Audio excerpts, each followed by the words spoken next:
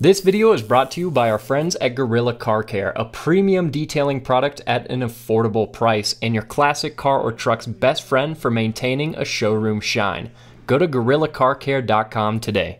Hey guys, today I am bringing you yet another budget luxury barge that you should consider if you haven't already. This is the second generation Buick Park Avenue, but it isn't just any Park Avenue. This is the Ultra, which means it's packing something a little extra spicy under the hood. So under the hood of all of these second generation Park Avenues was General Motors' 3.8 liter V6, and although it was super reliable and one of the most well-known engines that GM ever made, they weren't super exciting. Yeah, I mean, they put out about 200 horsepower, they got you around, and they did it reliably. But if you got the Ultra, it got the Supercharged V6, where they slapped that supercharger on it, bumping that horsepower up to 240, and then 280 pound-feet of torque. All right, so starting up the Buick Park Avenue Ultra, you know, I have to say, I'm sorry if there's an odd fan noise coming out there, but I have to say, for 210,000 miles, this car drives great, honestly. It's still a very soft ride, maybe not the softest I've ever driven, but it's pretty compliant over the road. It does feel a little bit floaty. It's pretty spacious, although the one thing that I thought was kind of odd compared to some of the other luxury barges I've driven is how close you are to the ceiling is surprising.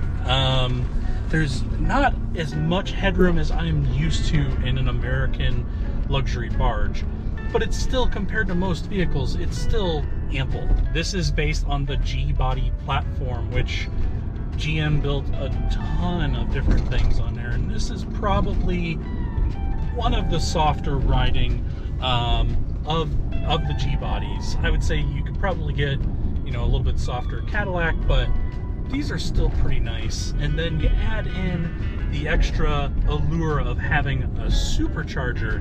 It's pretty nice, especially up here in Colorado, where, you know, elevation takes a huge toll on performance loss. Superchargers, they don't lose as much power, so when you put your foot to the pedal, it'll actually push you back. If you just want a comfortable daily driver that, you know, say you work a hard job and you just want something comfortable to sit in after work, this is a good bet for you, especially for the price you'd pay for one of these.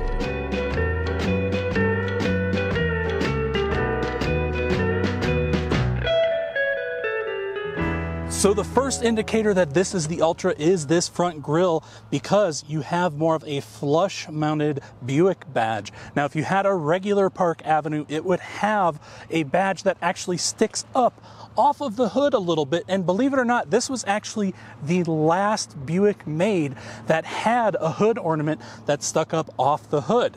Now, going down the side of the styling, these are kind of anonymous looking. They're very 90s blobby.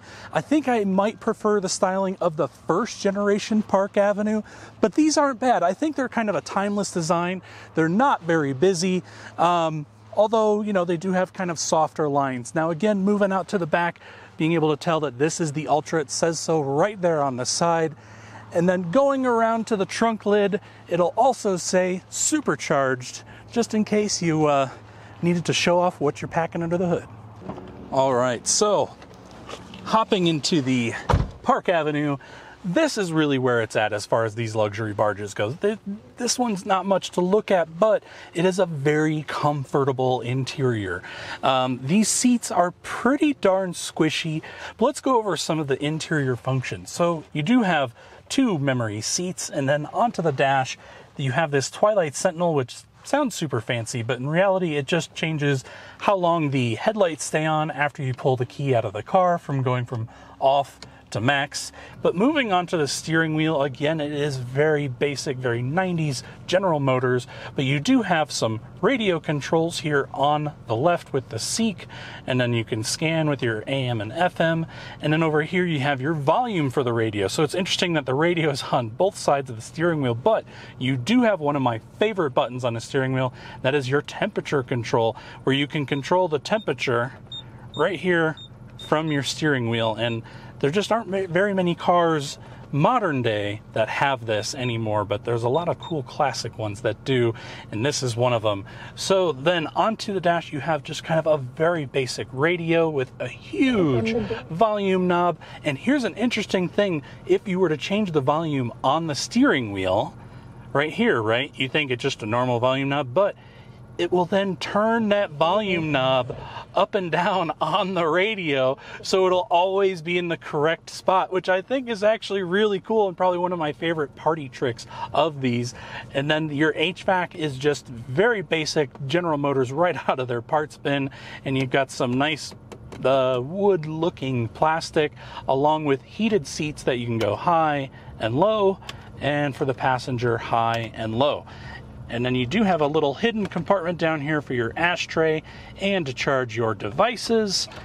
And then onto the center console, which this is not much of a center console, but you do have some storage here, and it looks like some slots for some CDs or tapes. But what you'd be surprised to know is if you flip up this center console, you actually have another seatbelt buckle here, so you can fit 3 wide. I mean, it wouldn't be a very comfortable 3 wide in this car, but you can fit it in here, so you can have 6 passengers in this car.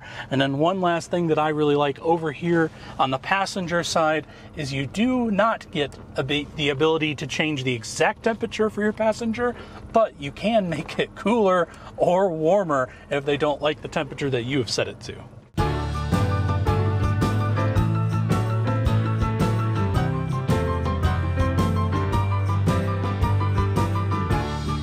So let's talk about the competition. So if you wanted to think about the vehicles from the late 90s and the early 2000s that are the American luxury barges, right? The most direct competitor that I can think of with this vehicle would be probably the Chrysler LHS.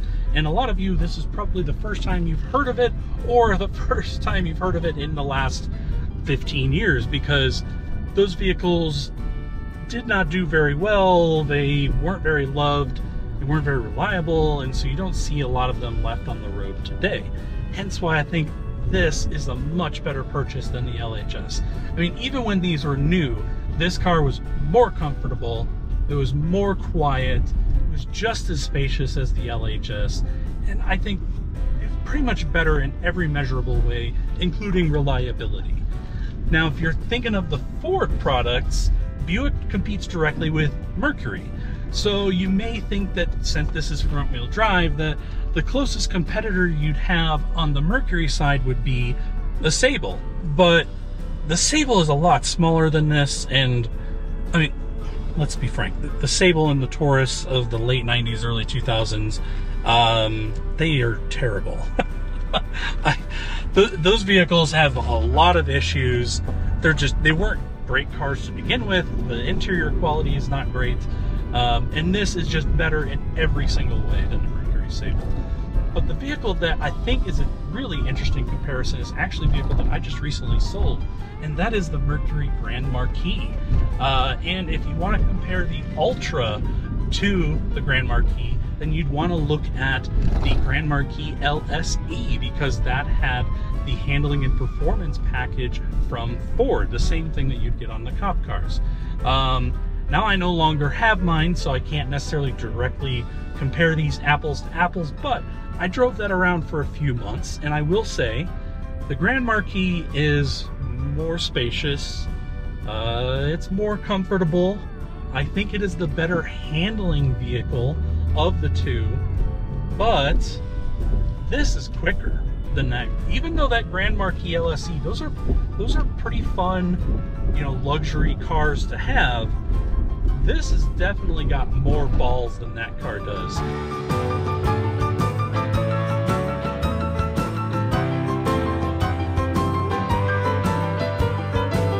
Okay, so in the back seat of the Park Avenue, you will see that I have a plethora of space. I have tons of leg room. I even get this little backseat storage. Oh my gosh, what's happening here?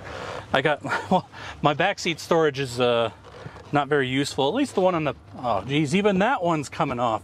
Well, you should have backseat storage. You do have some center mounted vents that you can basically change how much they blow out. On the doors, you do get a little ashtray with, again, that fake wood. Then up above, you do get your own private vanity mirrors, which, man, I am digging. I've seen a lot of these older American cars before that have these vanity mirrors in the back. It's pretty nice to have. And you do get a flip down center armrest that gives you a couple of cup holders. So I guess the rear seat people have cup holders, even though I don't.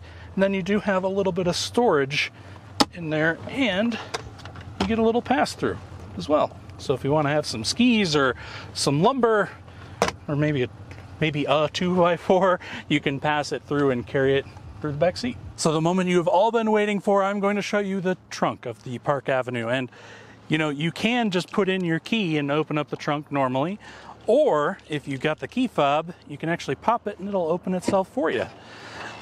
I really do love these old American swing open style trunks, but back here, there's really not much going on. You do have a little donut underneath there, as well as some tie down points if you have like a cargo net or something like that. And the other thing I do like about these old cars too is they give you easy access to these rear taillights if you do need to change out the bulbs.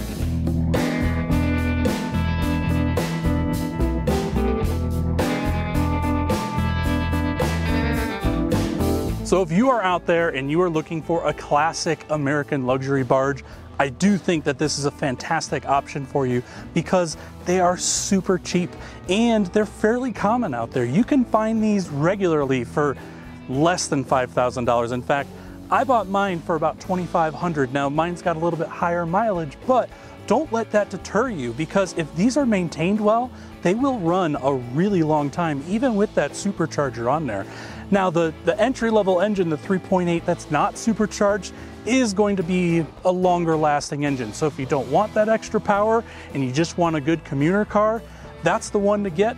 But think about it, most of these were owned by your grandparents and older folks, and they generally are easy on cars and take really good care of them. So I want to know what you guys think though in the comment section below. Am I crazy for thinking that this is a really good purchase, even as a good daily driver? Or if you hate my opinions, tell me in the comment section below. But either way, please subscribe if you want to see more content like this. Give this one a thumbs up. This has been Brendan and Cole behind the camera. Thanks for watching.